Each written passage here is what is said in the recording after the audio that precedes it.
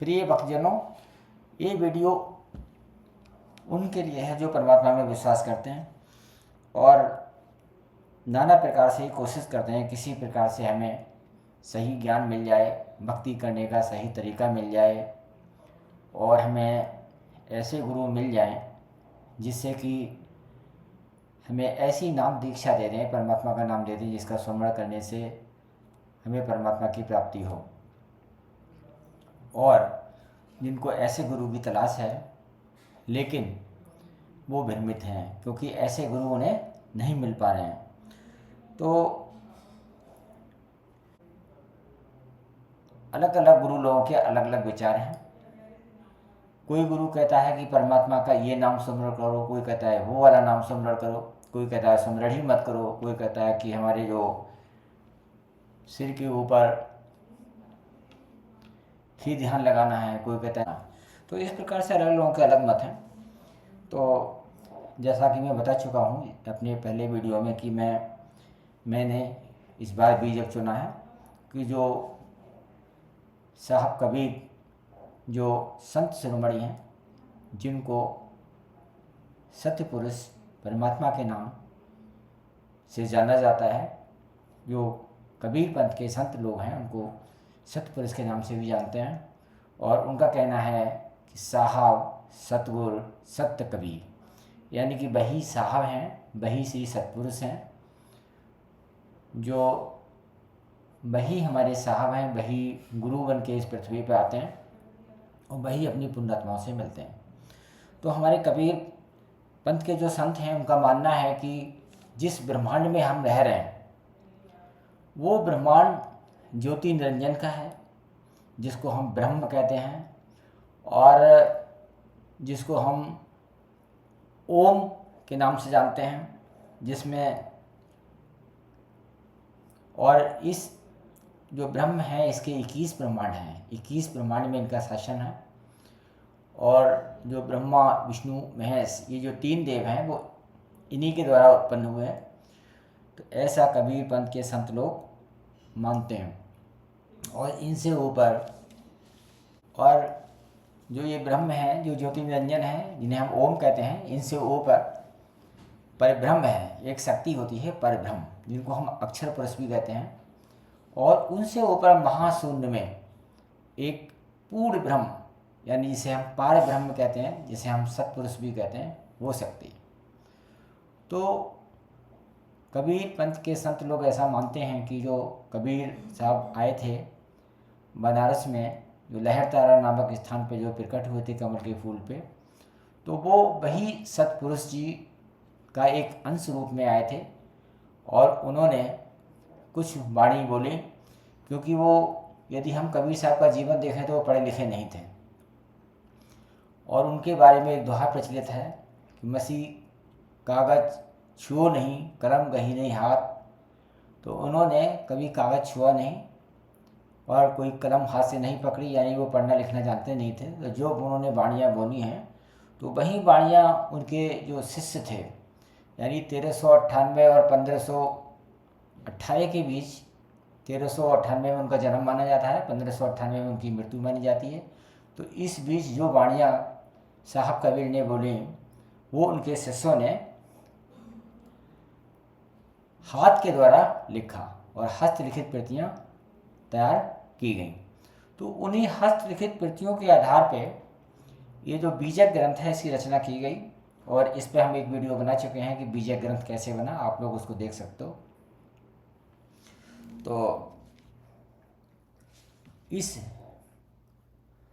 बीजक ग्रंथ में, बीजक ग्रंथ जो है ये कबीर साहब का बहुत ही प्रमाणिक ग्रंथ है, सबसे ज़्यादा प्रमाणिक ग्रंथ माना जाता है। और बाकी और भी ग्रंथ हैं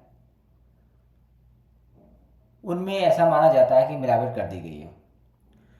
तो जो हमारे भक्त लोग भ्रमित हैं तो उनके लिए मैंने ये सोचा है कि मैं इस बीजक का जो है जितने भी साखी शब्द रमैनी हैं एक एक करके इनको देखता हूँ और इनका जो यथार्थ अर्थ है वो आपके सामने रखने का प्रयास करूँगा। क्योंकि ये जीवक के जितने भी टीकाकार हैं इन्होंने बहुत सी बातें, जितने भी मैंने ये टीका वाले बीजक देखे हैं तो हर टीकाकार ने उनमें अपने मत को मिलाया है।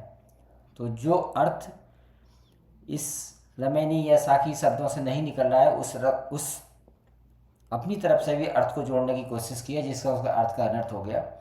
तो इस प्रकार से जहाँ मिलावट करने की कोशिश की जाती है तो वो असली वाणी नहीं रहती है और भक्त लोग भ्रमित होते हैं। तो जो असली वाणी है उसको बताने की कोशिश करते हैं। तो इसमें आज हम वर्णन करेंगे रमैनी नंबर 1 का। तो इसको देखिए, रमैनी नंबर 1। अंतर्ज्योत शब्द इक नारी, हर ब्रह्मा ताके त्रिपुराई, ते तिरिये भग लिंग अनंता, तेहु न जाने आदि अरु अंता। बाखर एक विधाता कीना, 14 ठहर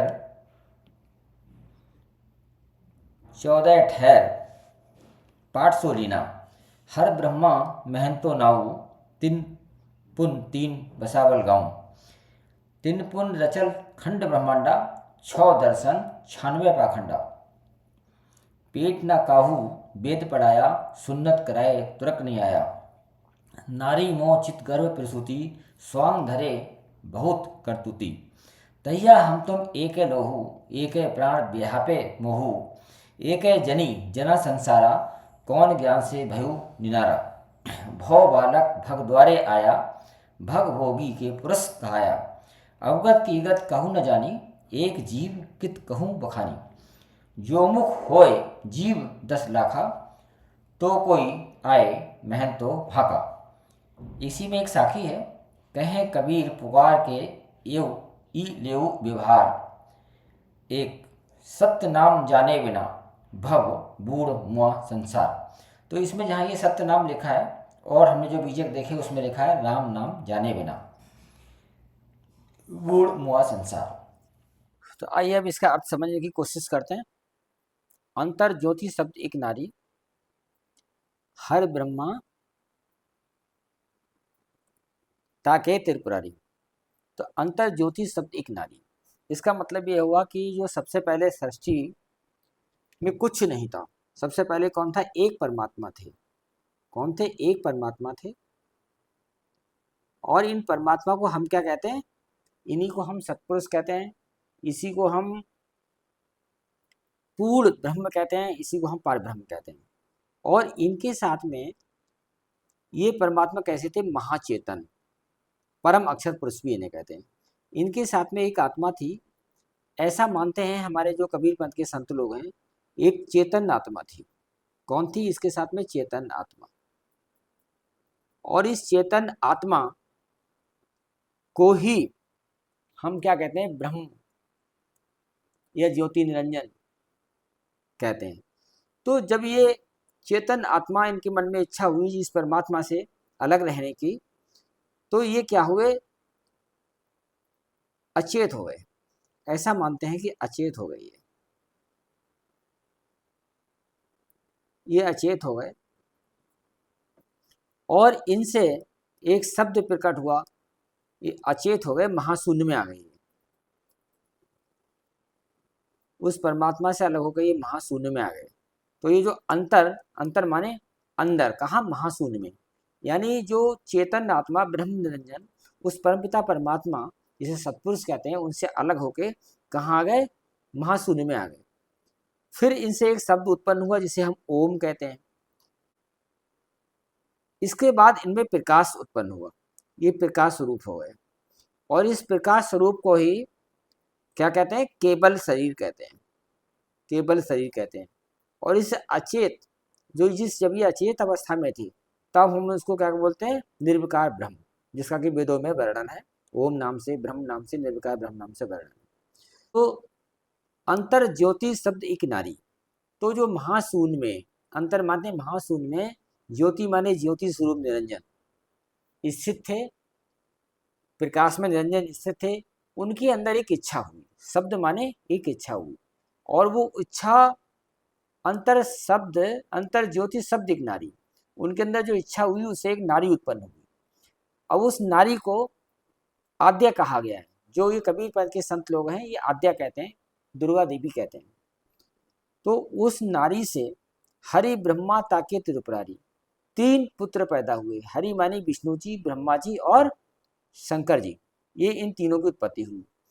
ते त्रिये भगलिंग अनंता, और इन तीनों से, भगलिंग अनंता माने भग माने स्त्री, लिंग माने पुरुष, अनंत स्त्री और पुरुष उत्पन्न हुए। तेऊ न जाने आदि और अंत, तो उनको भी अपनी उत्पत्ति और अंत का पता नहीं है। किसको? ब्रह्मा विष्णु और महेश को। बाखर एक विधाते की ना, अब विधाते का मतलब है ब्रह्मा जी। तो ब्रह्मा जी ने एक बाखर बनाई, बाखरी माने बकरी, यानी जिसमें बहुत सारे परिवार होते हैं, पुराने समय में उसको हम बकरी बोलते हैं, वो बनाई ब्रह्मा जी ने। 14 यानी एक ब्रह्मांड की रचना की ब्रह्मा जी ने। 14 ठहर पार्श्व लीना, और उसको 14 खंडों में बांट दिया, 14 भागों में बांट दिया। हर ब्रह्मा महंतो नाऊ, तीन पुन तीन बसावल गाऊ। तो विष्णु जी ने, ब्रह्मा जी ने और शंकर जी ने अपने अपने 3 गांव बसाए। तीन पुन तीन बसावल गांव, गांव बसाए माने 3 लोकों की रचना करी, यानी ब्रह्मलोक, शिवलोक और विष्णु जी ने अपना लोक बनाया वैकुंठ लोक, इन तीनों की रचना की। तीन पुन रचल खंड ब्रह्मांडा। इसके पश्चात जो सृष्टि के अधिकारी रजोगुण प्रधान हैं ब्रह्मा जी ने एक बाखर नाम यानी बकरी अर्थात एक विशाल ब्रह्मांड रूपी, एक विशाल ब्रह्मांड रूपी ग्रह यानी भवन का निर्माण किया। जैसे मकान को बीच बीच में काट कर महल बनाया जाता है, उसी प्रकार से इस 14 स्थान में काट कर 14 महल रूप यानी 14 भवनों को बनाया, 14 भवनों को बनाया।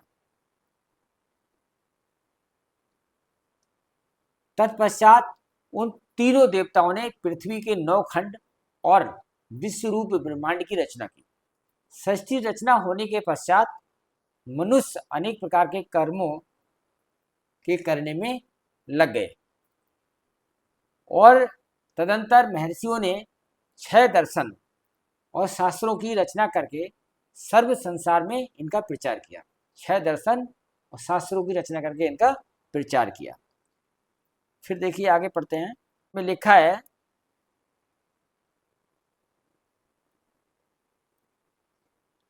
6 दर्शन 96 पाखंडा, 6 दर्शन 96 पाखंडा। तिनपुन, अब पहले 6 दर्शन और 96 पाखंड पढ़ते हैं, इसका क्या मतलब हुआ। खाली इसमें इतना ही लिखा है, लेकिन ये नहीं पता है कि कौन से पाखंड हैं। उन 6 दर्शनों के नाम अब इसमें नहीं लिखा है, लेकिन 6 दर्शनों के नाम ऐसे बताए जाते हैं। एक है मीमांसा, वैशेषिक, न्याय, योग, सांख्य और वेदांत। पूर्वोक्त ये जो 6 दर्शन ये आस्तिक दर्शन कहे जाते हैं। तो तत्पश्चात देहात्मवादी नास्तिकों ने, ये तो आस्तिक दर्शन हो गए थे, तो नास्तिकों ने क्या किया, भी भिन्न भिन्न अपने 6 दर्शनों की रचना करी। तो 6 दर्शनों की रचना और करी गई। उन 6 दर्शनों के नाम चारवाक दर्शन, सौत्रांतिक दर्शन और वैभाषिक दर्शन, योगाचार दर्शन और मध्यमिक दर्शन और जैन दर्शन। अब ये नास्तिकों ने, इसमें लिखा है नास्तिकों ने भिन्न भिन्न अपने 6 अन्य दर्शनों की रचना की, तो ये 12 दर्शन हो गए। जब नास्तिकों ने रचना की तो ये विचार करने योग्य बात है कि जिन ये बात के जो 6 दर्शन है, जिन लोगों ने इसकी रचना की वो कैसे थे, नास्तिक थे। ये 6 दर्शन नास्तिक दर्शन कहे जाते हैं। इत्यादि सब मिलाकर 12 दर्शन होते हैं। अब उन्होंने कहा कि 6 दर्शन और 92 पाखंडा। अब इनके 96 पाखंड कौन से हैं ये पढ़ते हैं। 96 पाखंड ये हैं, कौन कौन से 96 पाखंड हैं। जोगी, जंगम, सेवड़ा, सन्यासी, दरवेश, छठवा कहिए ब्राह्मण, 6 घर 6 उपदेश, और छठवा कहिए ब्राह्मण। छठवा ब्राह्मण क्या है, पाखंड है ये। 96 पाखंडों में एक है ब्राह्मण। 6 घर 6 उपदेश, 6 घरों में अलग अलग प्रकार का उपदेश देता है। 10 सन्यासी 12 जोगी, 10 सन्यासी हो गए और 12 जोगी हो गए। 14 शेष बखान और बौद्ध 18 बौद्ध कितने? 18। जंगम बौद्ध 18, जंगम 18, 24 से बड़ा जान। तो इस प्रकार से ये कितने हो गए? पाखंड हो गए, 96 पाखंड, 96। तो पाखंड जानू, इसमें किसी प्रकार की उलझने की जरूरत नहीं है, इनको मानने की जरूरत नहीं है, इनको अपनाने की जरूरत नहीं है, क्योंकि साहब ने इनको क्या बताया? पाखंड बताया। उन 96 पाखंड के नाम ये, जो 96 पाखंड हैं, इसमें आते हैं गिरि, पुरी, भारती, आनंद, आश्रम, सरस्वती, वन, पर्वत, अरण्य और सागर, ये 10 प्रकार के सन्यासी हैं। तो ये सब क्या है? पाखंड है, पाखंडी है, इनको पाखंडी मानना चाहिए। औघड़, योगी, योगी भी पाखंडी में आते हैं, देख लीजिए पाखंड है। तथा अलखिया आदि 12 प्रकार के गोरखपंथी योगी। तो जो गोरखपंथी योगी हैं ये भी पाखंडों में आते हैं, साहब ने इनको भी पाखंड बताया। तथा दरवेश नाम से प्रसिद्ध मुसलमान, ये भी पाखंड माने, साहब ने साफ कहा है कि दरवेश नाम के मुसलमान पाखंड है। सिया, सुन्नी, फकीर, कंजरा, ईसाई, पारसी आदि 14 प्रकार के शेख एवं पंचगौड़ और पंच द्रावण आदि 18 प्रकार के ब्राह्मण हैं, ये सब पाखंड बताए गए हैं। एवं शिव उपासक, शिव उपासक भी इस पुस्तक में क्या लिखा है? पाखंड, पाखंडों की लिस्ट में इनका नाम है।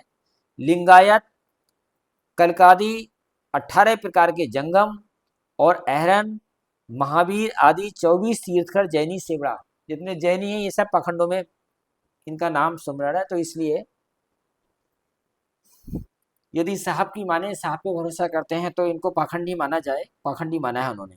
इस प्रकार पाखंडियों के 96 वेद हो गए, पाखंडियों के 96 वेद हुए।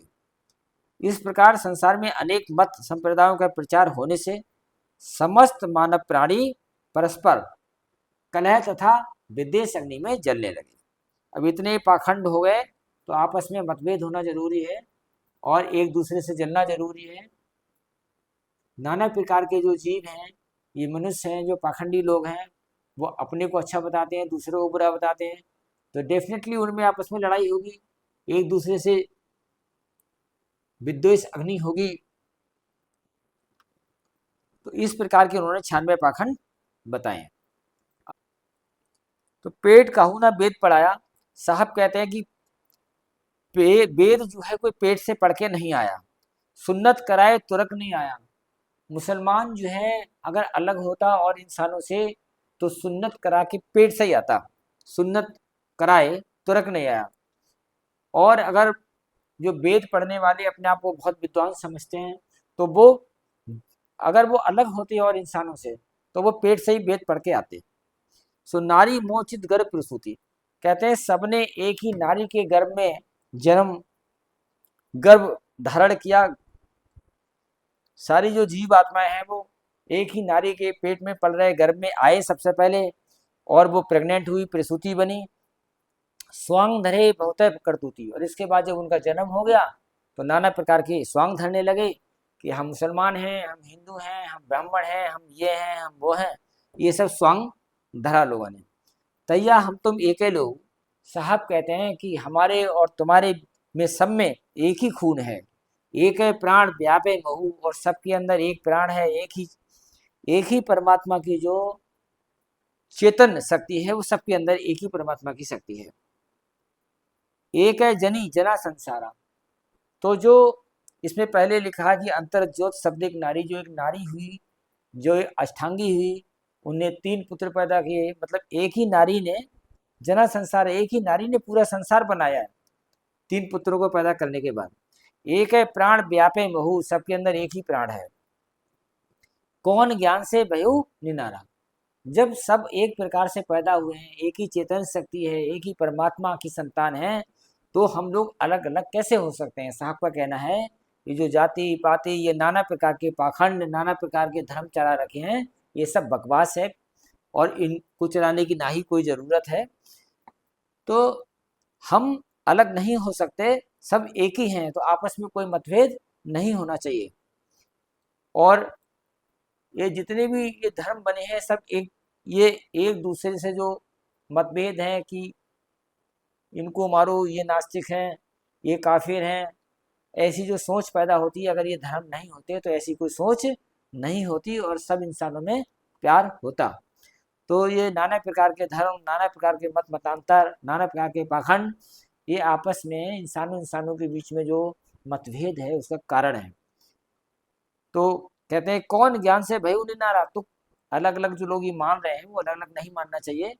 ऐसा कोई ज्ञान नहीं है, ऐसे कोई लॉजिक नहीं है जिससे कि हम जिस जो इंसानों इंसानों में फर्क पैदा करे। निनारे माने अलग नहीं है। भव बालक भग द्वारे आया, यानी एक बच्चा, जितने भी हैं जीव इस संसार में, जितने भी मनुष्य हैं, सब का जन्म योनि से हुआ है, भग द्वार से हुआ है।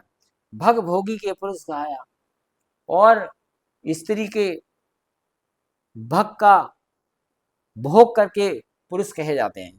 तो चाहे वो लड़का हो, लड़की हो, स्त्री हो, पुरुष हो, सबका जन्म स्त्री से ही होता है। और जो पुरुष भी होते हैं वो फिर उसी भग का भोग करके ही पुरुष कहलाते हैं। कहते हैं अवगत की गत कहू न जानी। साहब कहते हैं जो परमात्मा है, जिसकी कोई गति नहीं है, अवगत माने इमॉर्टल है, जो हमेशा बना हुआ है, जो इमॉर्टल है, उसकी गति कोई नहीं जान सकता उस परमात्मा की। एक जीव कित कहूँ बखानी, मेरे पास तो केवल एक जीव है, मैं उसका वर्णन कैसे कर सकता हूँ। जो मुख होए जीव 10 लाखा, जो एक मुंह में अगर 10 लाख जीव हो तो कोई आए महंत तो वहां का। तो कोई ऐसा महान पुरुष होगा जो उस परमात्मा का, जो अवगत परमात्मा का, जो महाचेतन परमात्मा का वर्णन कर सकता है। अब ये साखी है जो कह रही है, कहे कबीर पुकार के ये लेऊ व्यवहार। कहे कबीर पुकार के, अतः सदगुरु कबीर साहब पुकार कर कहते हैं कि हे हिंदू तथा मुसलमान लोगों, मनुष्य कृत जितने भी आडंबर हैं वो सब स्वार्थियों ने अपने अपने ढंग से बीच में खड़े किए हैं। सृष्टि से पूर्व ये सब नहीं थे और ये अंत में ना ही रहेंगे। तथा ए लेउ व्यवहार एवं ए उले व्यवहार इत्यादि ऐसा पक्ष में ये अर्थ है कि ये पूर्वोक्त सृष्टि के प्रारंभ से लेकर तथा मध्य और अंत तक जितना भी भेषधारी 6 दर्शनों द्वारा अनेक मत संप्रदाय और 96 पाखंड और वर्ण आश्रम उच्च नीच आदि का प्रसार हुआ है, ये सब संसारिक प्रपंच है, परिवर्तनशील है और विनाशी है। अर्थात अंत में ये सब लय माने विलीन हो जाएंगे, यानी ये सब खत्म हो जाएंगे। तो यहाँ के यही विनाशकारी व्यवहार है। अतः सर्व आत्माओं से निरंतर रमे हुए उस विधेय अखय कह रहे हैं कि सत्य नाम के जाने बिना समस्त जीव संसार में डूबकर मर रहे हैं। अर्थात राम नाम जाने बिना बूढ़ हुए संसार। तो सारे जीव उस परमात्मा को जाने बिना, उस राम के नाम को जाने बिना, जना समझे बिना इस संसार में डूब कर मर रहे हैं। अर्थात जन्म और मरण के प्रभाव में बारंबार बहते हुए महान दुख भोग रहे हैं, यानी जन्म और मरण के जाल में फंसे हुए हैं। बार बार जन्म लेते हैं, संसार के दुख और सुख भोगते हैं और फिर मर जाते हैं। तो अगर इन सब से पानी है मुक्ति, तो हमें परमात्मा के नाम को समझना होगा। तो अब ये तो जो अर्थ है जो हमने किया है, अब देखते हैं इस टीकाकार ने क्या लिखा है। जो ये टीकाकार है इनका भी मत पढ़ते हैं। इन्होंने शुरू किया है, पेट न काहू वेद पढ़ाया, सुन्नत कराया तुरक नहीं आया। अर्थात माता के पेट से कोई हिंदू सरवर ब्राह्मण वेद पढ़ के और ना ही जनेऊ डाल के आए हैं, और ना ही कोई ब्राह्मण क्षत्रिय आदि बन के आए हैं, और इस प्रकार ना कोई मुसलमान माता के पेट से कुरान से आया है, तथा न सुन्नत मुसलमानी करा के यानी मुसलमान बनकर नहीं आए हैं। अतः तुम लोग आपस में क्यों लड़ते हो? सच्ची तो समानता एक मानव जाति है, मतलब एक ही जाति मानो, मनुष्य की जाति। ये हिंदू मुसलमान सब नहीं मानना चाहिए, और इतर हिंदू तथा मुसलमान जातियां तो स्वार्थी लोगों की बनाई हुई हैं।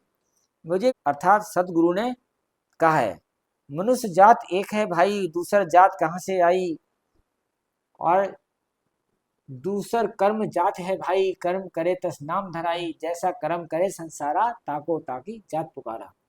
जात वर्ण का चिन्ह न कोई, कैसे जात दूसरी हुई, जात पात ना ही कोई न्यारी, एक जात है सब संसारी।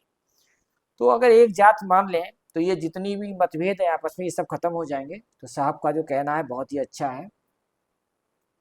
तो सदगुरु कबीर साहब कहते हैं कि हे हिंदुओं और मुसलमानों, आप लोग ये समझिए कि नारी में अर्थात अपनी स्त्री में चित्त लगाने से गर्भ स्थित हुआ, तत्पश्चात प्रसव हुआ, बालक बनकर बाहर आया अर्थात गर्भ में जाना पड़ा और जन्म लेना पड़ा, और बड़े होने पर अनेक प्रकार के हिंदू और मुसलमान आदि के स्वांग अर्थात भेष चिन्ह धारण करके और अपने अपने दीन धर्म के अनुसार एक दूसरे से विपरीत पृथक पृथक अनेक प्रकार के कर्म करने लगे, हिंदू तथा मुसलमान बन गए।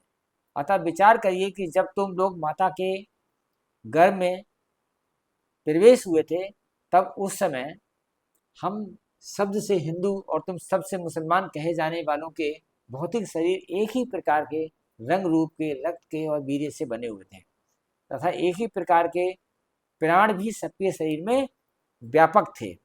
तत्पश्चात समय पूरा होने पर माता के पेट से बाहर निकलकर एवं बड़े होने पर तुम लोग अपने को हिंदू और मुसलमान कहने लग गए। अतः एक ही प्रकृति से पंच तत्व तीन गुण युक्त रज और वीर्य के से सबके शरीर बने हैं एवं एक ही प्राण मोह आदि पदार्थ सबके शरीरों में व्यापक है और एक ही मार्ग से सबकी उत्पत्ति हुई। सदगुरु कबीर साहब ने यहाँ पर हम सबसे हिंदू तथा तुम सबसे मुसलमानों को संकेत किया है। सदगुरु कबीर साहब कहते हैं कि हे हिंदू और मुसलमानों, आप लोग ये भी समझिए, एक जनी जना संसारा कौन ज्ञान से भयो निनारा, अर्थात एक जनी जड़ प्रकृति रूपी पांच तत्व और तीन गुण रूप माया यानी एक ही चेतन पुरुष से सारे लोगों की उत्पत्ति हुई है। अतएव ऐसी स्थिति में फिर आप लोग किस ज्ञान से अपने को एक दूसरे से भिन्न मानते हैं। अतः जब समस्त संसार एक ही माता पिता से उत्पन्न हुआ है तब ऐसी स्थिति में कौन हिंदू और कौन मुसलमान है तथा कौन ऊंच और कौन नीच है, फिर दूसरी जाति कैसे हो गई तथा ऊंच और नीच कहाँ से हो गए, क्योंकि मनुष्य जाति तो एक ही है। अतएव ऐसी स्थिति में आप लोग किस ज्ञान से अपने को ऊंच और दूसरे को नीचा समझते हो। तो फिर आप लोग एक दूसरे के प्रति सहानुभूति ना करके घृणा क्यों करते हो। तो सदगुरु कहते हैं कि अवगत नाम उक्त महाचेतन सतपुरुष परमात्मा की गति नाम वेद को त्रिदुगों से लेकर ऋषि महर्षि आदि किसी ने भी नहीं जाना, और इन सब की जानकारी तथा पहुंच निर्विशेष शुद्ध ब्रह्म तक ही है। निर्गुण निराकार निरंजन तुरीयातीत भूमिका और विद्या माया संयुक्त सबल ब्रह्म एवं सगुण ब्रह्म निरंजन तुरीय भूमिका तक ही रही है। मतलब किसी की भी पकड़ जो है सोच सत्य पुरुष तक नहीं पहुंची है। सत्य शब्द रूप महाचेतन सत्य पुरुष परमात्मा की भूमिका को किसी ने भी अभी तक नहीं जाना है। अतः उस अनंत महिमा युक्त महाचेतन सत्पुरुष परमात्मा का एक जिन्हा से मैं कैसे वर्णन करूं। यदि मुंह में 10 लाख जीव होती तो कोई महान पुरुष उस परमात्मा का वर्णन कर सकता है, ऐसा इसमें लिखा है। तो इस रमैनी का मतलब ये है कि सदगुरु ने ये समझाया है कि हम जो अलग अलग जातियों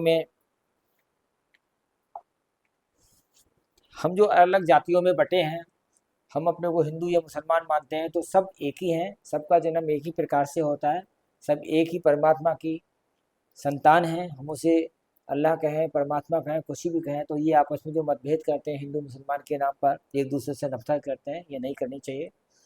और यदि दुनिया का कोई आदमी, जैसे कोई मुसलमान है, उसके पास कोई मुसलमान काम से आता है, उसे मुसलमान जान के उसको सपोर्ट करता है, दूसरे को जो है वो पीछे ढकेलता है, तो ये गलत है। तो हमें इस जाति पाति के आधार पर किसी को सपोर्ट नहीं करना है और किसी का हक नहीं छीनना है। तो जिसका जो हक है, जो अगर कोई सम्मान के लायक है तो उसका सम्मान करें, चाहे उसकी कोई भी जाति हो। और यदि जो लोग जाति पाति के नाम पर लड़ाने का काम करते हैं, उनसे परमात्मा कभी खुश नहीं हो सकते। ऐसा हमारे सदगुरु कबीर साहब ने कहा है, संत शिरोमणि साहब ने कहा है कि ये आपस में नफरत फैलाना, आपस में लड़ाई झगड़ा करवाना जाति पाति के नाम पे, धर्म के नाम पे, ये सब गलत है। क्योंकि सब एक ही परमात्मा से पैदा हुए हैं, सब में एक की चेतन शक्ति है। और जो हिंदुओं में ये वर्ण व्यवस्था है, ये शूद्र है, ये ठाकुर है, ये फलाना ढिमाका है, ये सब भी गलत है। किसी को छोटा नहीं समझना चाहिए, सबका सम्मान करना चाहिए और जिसका जो अधिकार है उसको देना चाहिए। यदि हम परमात्मा को मानते हैं तो हमें हर जीव, हर इंसान की कद्र करनी चाहिए। किसी भी इंसान को कभी भी दुख पहुंचाने की कोई कोशिश नहीं करनी चाहिए। और अगर कोई किसी को दुख पहुंचा रहा है तो उसे अज्ञानी समझकर थोड़ा माफ़ करना चाहिए, माफ़ करना चाहिए और उसके लिए भगवान से दुआ करनी चाहिए, हे परमात्मा इसको सद्बुद्धि दो। ना कि उसको ना कि उसको उसी की भाषा में उसे लड़ाई करें, ना कि हम उसका अपमान करें, ना ही उसको मारे पीटें। जब जब परमात्मा उसको सद्बुद्धि देंगे तो वो भी अच्छा व्यवहार करेगा। तो कहने का मतलब ये है कि इस रमैनी के माध्यम से सदगुरु हमें बताना चाहते हैं कि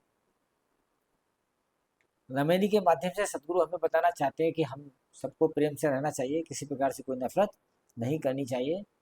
और हम अलग अलग नहीं हैं, जितने भी मनुष्य हैं वो भले ही यहाँ पे हम किसी भी जाति लिखी हो, कोई भी नाम हो, इससे कोई फर्क नहीं पड़ता। सबके साथ अच्छा करने की सोचना चाहिए। यदि कोई दुख में है उसका साथ देना चाहिए। तो इसी के साथ में अपनी भाषा को, अपने शब्दों को विराम देता हूँ। और यदि मुझसे कोई गलत शब्द निकला हो तो मैं उससे हाथ जोड़कर क्षमा मांगता हूँ, क्योंकि जब कुछ बोलेंगे तो एक आध शब्द गलत भी निकल सकता है। तो इसलिए आप लोग मेरे मेरे से कोई भी शब्द निकल गया हो तो उसको क्षमा करने का कष्ट करें।